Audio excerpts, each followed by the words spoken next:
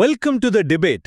இந்த நிகழ்ச்சியில நாம பல தரவுகளை வச்சு இருவேறு மாறுபட்ட கோணங்களை அலசி ஆராய போறோம். இன்னைக்கு நாம பேச பொருள் ரொம்பவே சென்சிட்டிவான, அதே சமயம் தமிழக அரசியலையும் திரைத்துறையிலையும் பெரிய அதிர்வலைகளை ஏற்படுத்தியிருக்கக்கூடிய ஒரு விஷயம். ஆமா, நடிகர் மற்றும் தமிழக வெற்றிக் கழகத்தோட தலைவர் விஜயின் விவாகரத்து வழக்கும் அது தொடர்பான குற்றச்சாட்டுகளும் தான். கரெக்ட். 27 வருஷ திருமண வாழ்க்கை. இப்போ 2021 ஒரு குறிப்பிட்ட நடிகையோட அவருக்கு இருக்கதா சொல்லப்படுற திருமணத்தை மீறிய உறவு, இத பேஸ் பண்ணி அவருடைய மனைவி சங்கீதா செங்கல்பட்டு நீதிமன்றத்தில் வச்சிருக்கக்கூடிய குற்றச்சாட்டுகள் விஜயோட அரசியல் எதிர்காலத்தை எப்படி பாதிக்கும் அப்படிங்கிறதான் நம்ம பார்க்க போறோம். என்னோட நிலைப்பாடு ரொம்ப தெளிவானது.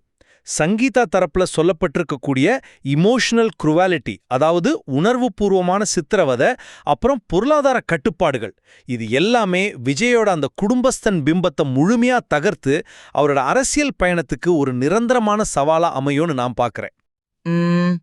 என்னோட கோணம் இதுல கொஞ்சம் மாறுபடுது. இந்த குற்றச்சாட்டுகளோட தீவிரத்தை நான் குறைச்சு மதிப்பிடல. ஆனா இது பொதுவழிக்கு வந்திருக்கிற நேரம், இதுக்கு பின்னாடி இருக்கிற அரசியல் வியூகம் ரொம்ப முக்கியம். கசிஞ்சிருக்கிற இந்த பிஆர் ஆடியோ, அப்புறம் ஜென்சி வாழ்க்கையாளர்களோட அரசியல் பார்வை, இது எல்லாம் வச்சு பார்க்கும்போது இது விஜயோட அரசியலை வீழ்த்திடும் அளவுக்கு பெரிய விஷயமா நான் பார்க்கல. இது கையாளக்கூடிய ஒரு நெருக்கடி தான் நான் வாதிடுறேன். சரி, நாம நேரடியா அந்த மனுவில் இருக்கிற தரவுகளுக்கே போலாம். 1998 லண்டன்ல சட்டப்படியும் 1999 சென்னையில இந்து முறைப்படியும் தொடங்கின இவர்களோட திருமண வாழ்க்கை 27 வருஷம். இதுல 2021 ஏப்ரல் மாசத்துல இருந்து மற்றொரு நடிகையோட விஜய் தவறான உறவுல இருந்ததா February 24, 2026 அன்னைக்கு செங்கல்பட்டு நீதிமன்றத்துல ஒரு மனு தாக்கல் செய்யப்பட்டிருக்கு. இது ரொம்ப வலுவானது. ஏன்னா இது எதுவும் நேத்து காலையில கோபத்தில் எடுத்த முடிவு இல்ல. செப்டம்பர் 2021 இருந்து February 2022 வரைக்கும் 2 தரப்பு வழக்கறிஞர்களும் பேசி தீர்க்க முயன்றிருக்காங்க.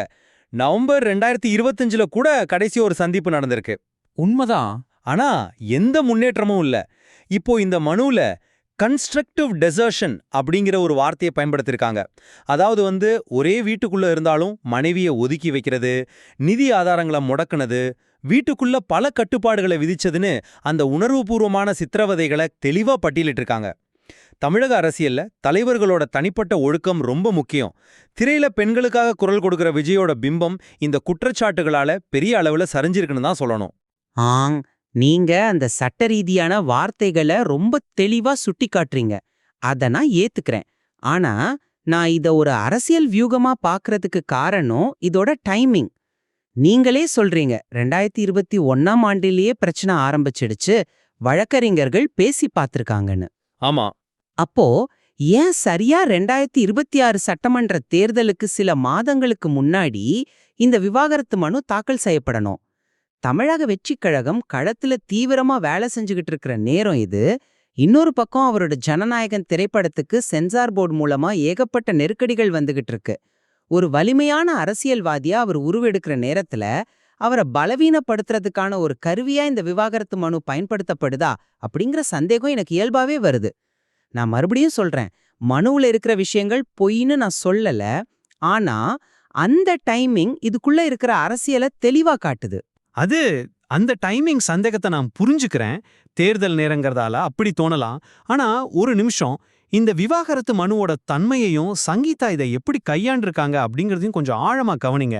அவங்க தன்னோட மனுவுல ரொம்ப கவனமா செயல்பட்டிருக்காங்க. தனக்கும் விஜய்க்கும் பிறந்த குழந்தைங்களான ஜேசன் சஞ்சய், திவ்யா சாஷா 2 பேரும் பொதுவெளியில அவமானப்படக்கூடாதுங்கிறதுக்காக இந்த முழு வழக்கையும் இன் கேமரா ப்ரொசீடிங்ஸ் முறையில விசாரிக்கணும்னு கோரிக்கை வச்சிருக்காங்க. அது ஒரு நல்ல விஷயம்தான். ஆமா, இன் கேமரா ப்ரொசீடிங்ஸ் அப்படின்னா மூடிய அறைக்குள்ள வெறும் நீதிபதி மற்றும் சம்பந்தப்பட்டவர்கள் மட்டுமே இருக்கக்கூடிய ரகசிய விசாரணை. அது மட்டும் இல்லாம ஊடகங்கள் இது குறித்து பேசுவதற்கும் தடை கோரியிருக்காங்க. நீங்க சொல்ற மாதிரி இது ஒரு அரசியல் பழிவாங்கும் நடவடிக்கைனா அவங்க இதை எப்போதோ பிரஸ் மீட் வச்சு பொது விவாதமா மாத்திருக்க முடியும். அந்த நடிகையோட பெயரை கூட அவங்க மனுவுல வெளிப்படையா குறிப்பிடல. ஆனா தேவைப்பட்டால் அந்த நடிகையே 2வது பிரதிவாதியா சேர்க்கவும் தயார்னு சொல்லியிருக்காங்க. இது அரசியல் சதி கிடையாது, இது ஒரு பெண்ணோட இறுதிக்கட்ட சட்ட போராட்டம். அந்த பாயிண்ட் உண்மையிலேயே ரொம்ப சிந்திக்க வைக்கிற ஒரு விஷயம். சங்கீதா தரப்புல காட்டப்பட்டிருக்கிற கண்ணியத்தை நான் முழுமையா மதிக்கிறேன். ஆனா அதே கண்ணியமும் முதிர்ச்சியும் விஜய் தரப்புலயும் இருக்குங்கிறத நாம இங்க கவனிக்க தவறக்கூடாது. எப்படி சொல்றீங்க?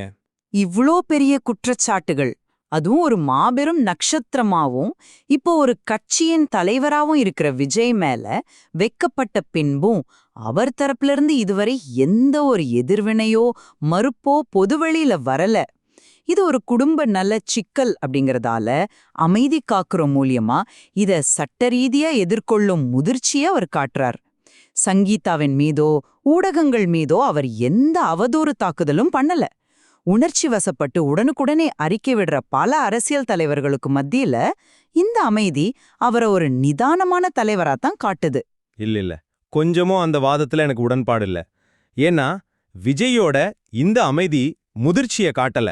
அது முழுக்க முழுக்க ஒரு திட்டமிடப்பட்ட மக்கள் தொடர்பு, அதாவது ஒரு பிஆர் ஸ்ட்ராட்டஜியா தான் வெளிப்படுது. இணையத்துல கசிஞ்சிருக்கிற அந்த பிஆர் குழுவோட ஆடியோவை நாம ரொம்ப கூர்ந்து கவனிக்கணும். அந்த ஆடியோ பத்தி சொல்றீங்களா? ஆமா, அந்த ஆடியோல ஒரு நபர் ரொம்ப தெளிவா தன்னோட ஐடி விங் ஆட்களுக்கு இன்ஸ்ட்ரக்ஷன் கொடுக்கறார். சங்கீதா மேடம் அட்டாக் பண்ண வேண்டாம், இதுக்கு பின்னாடி திமுகவும் பாஜகவும் தான் இருக்கு அப்படின்னு சொல்றார். அப்புறம் ஜனநாயகன் படத்தை முடக்கிட்டாங்க, மக்கள் உங்க நாட்களை எண்ணிட்டு இருக்காங்கன்னு போட்டு திமுகவுக்கு எதிராக ஒரு ஹேஷ்டேக் செட் பண்ண போறோம் அப்படின்னு சொல்றார். இதுல எங்க முதிர்ச்சி இருக்கு? 27 வருட குடும்ப வாழ்க்கையோட விரிசலை ஏத்துக்கிறத விட்டுட்டு அதை எப்படி அரசியல் எதிரிகள் மேல திருப்பி விட்டு அனுதாபம் தேடலாங்கிற சுயநலம் தான் அங்க தெரியுது. அந்த நடிகை சமூக வலைத்தளங்கள்ல விஜயோட இருக்கிற புகைப்படங்களை வெளிப்படையா பதிவிட்டதும் அதை விஜய் தடுக்காம சைலண்டா இருந்ததும் தான் சங்கீதாவுக்கு ஏற்பட்ட மாபெரும் மன உளைச்சலுக்கு காரணம்னு மனுவுல இருக்கு. தான் செஞ்ச தவறை எதிர்கொள்ளாம அதுக்கு அரசியல் சாயம் பூசுறது எப்படி ஒரு முதிர்ச்சியாகும்? அந்த ஆடியோவை நீங்க அணுகிற விதத்துல தான் எனக்கு மாறுபட்ட கருத்து இருக்கு. அந்த கசிஞ்ச ஆடியோ உண்மையில விஜயோட பலவீனத்தை காட்டல, மாறா நெருக்கடியான ஒரு நேரத்துல அவரோட கட்சியோட கட்டமைப்பு எவ்வளவு வலிமையா இருக்குங்கிறத காட்டுது. அரசியல்ல எந்த ஒரு தனிப்பட்ட நிகழ்வும் எதிரிகளால எப்படி வேணாலும் ஆயுதமாக்கப்படும். அந்த ஆடியோவுல நாம முதல்ல கவனிக்க வேண்டிய வரி சங்கீதாவை அட்டாக் பண்ண வேண்டாம் அப்படிங்கறதெல்லாம். அது வெறும் இமேஜ் மேனேஜ்மெண்ட் தானே.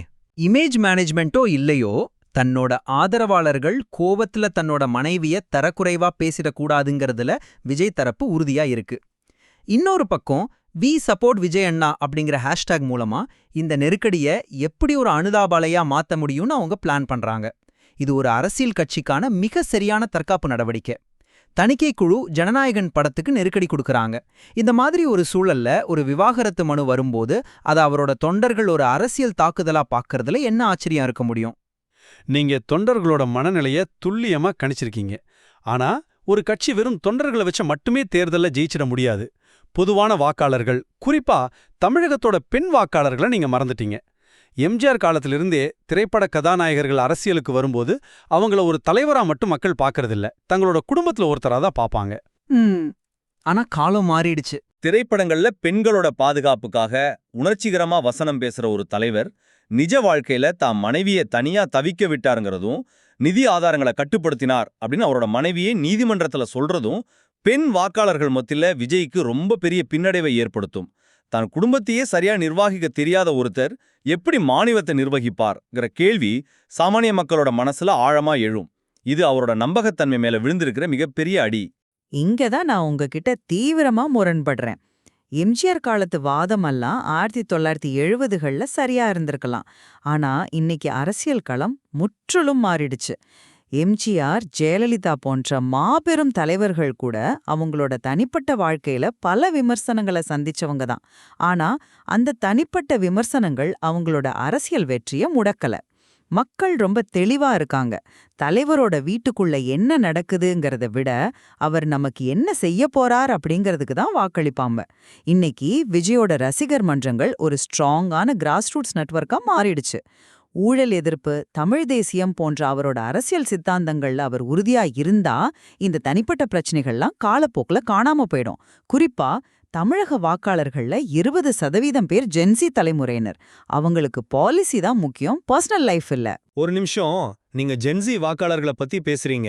இளந்தலைமுறை வாக்காளர்கள் விவாகரத்தை ஒரு பெரிய டேபுவா பார்க்க மாட்டாங்கங்கிறது உண்மைதான். ஆனா அவங்க விவாகரத்து செஞ்ச காரணத்தை அத்தனை சுலபமா கடந்து போயிடுவாங்களா? மனுல இருக்கிற வார்த்தைகளை கவனிங்க. Case lighting, emotional abuse, financial control. இன்னைக்கு இருக்கிற ஜென்சி தலைமுறைக்கு இந்த வார்த்தைகள்லாம் மிக முக்கியமான ரெட் ஃபிளாக்ஸ்.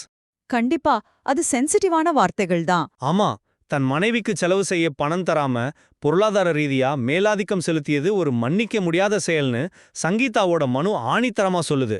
வெளிப்படைத்தன்மையும் உறவுகள்ல சமத்துவத்தையும் எதிர்பார்க்கிற இந்த ஜென்சி தலைமுறை மனதளவுல சித்திரவதை பண்ற எந்த ஒரு தலைவனையும் கடுமையா விமர்சிப்பாங்க.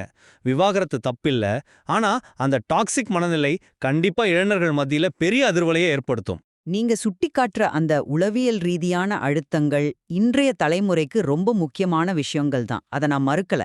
ஆனா நாம ஒரு விஷயத்த கவனிக்கணும். நீதிமன்ற ஆவணங்கள்ல பயன்படுத்தப்படுற வார்த்தைகளுக்கும் நிஜத்துல மக்கள் அதை எப்படி உள்வாங்குறாங்க அப்படிங்கிறதுக்கும் நிறைய வித்தியாசம் இருக்கு. வழக்கறிஞர்கள் எப்போதுமே வழக்க வலுவாக்குறதுக்காக சட்ட ரீதியான அழுத்தத்தை உருவாக்குற வார்த்தைகளை தான் பயன்படுத்துவாங்க. ஜென்சி தலைமுறையை பொறுத்த வரைக்கும் அவங்க டாக்ஸிக் குணங்களை எந்த அளவுக்கு வெறுக்கிறாங்களோ அதே அளவுக்கு எஸ்டாப்ளிஷ்மெண்ட்டையும், அதாவது ஆளும் வர்க்கத்தையும் சந்தேகப்படுவாங்க. விஜயோட சினிமாவுக்கு முட்டுக்கட்ட போடுறாங்கன்னு ஒரு பிம்பம் உருவாகும் போது இந்த விவாகரத்து விவகாரமும் அந்த ஆளும் வர்க்கத்தோட சதியாவே அவங்களுக்கு தெரிய வாய்ப்பு இருக்கு. அவர் அமைதி காக்கிறது கூட விவாதத்தை ஊதி பெருசாக்காம அதை முடிவுக்கு கொண்டு வர்ற ஒரு உத்தியாதான் நான் பாக்குறேன். சரி, நாம விவாதத்தோட இறுதி பகுதிக்கு வந்துட்டோம். என்னுடைய தரப்பு வாதங்களை நான் சுருக்கமா பதிவு செஞ்சுக்கிறேன்.